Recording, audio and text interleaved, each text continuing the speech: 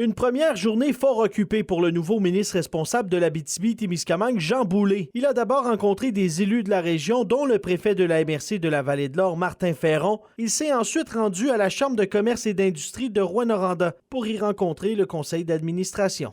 On a fait des rencontres extrêmement intéressantes avec des personnes engagées, dévouées, de la Chambre de commerce, du milieu communautaire, les préfets, préfètes de la région d'Abitibi-Témiscamingue.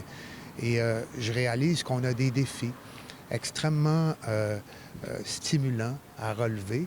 Puis on va faire ça en équipe, tout le monde ensemble, on va collaborer, puis on va s'assurer d'être bien compris à Québec. En quelques heures dans la capitale du cuivre avec les députés Pierre Dufour et Daniel Bernard, Jean Boulet a déjà eu une bonne idée du travail qui l'attend. Il a été nommé ministre responsable de l'Abitibi-Témiscamingue jeudi dernier, 4 jours plus tard. Il était déjà sur le terrain. C'est important de rencontrer. Le contact humain est la clé de toute communication. On me fait part de différents enjeux, notamment d'attraction, de rétention, l'importance qu'on doit attribuer au secteur minier, au secteur forestier. Et même si l'Abitibi-Témiscamingue a des défis de rétention des employés, pas question, du moins pour le moment, de lui octroyer un statut particulier.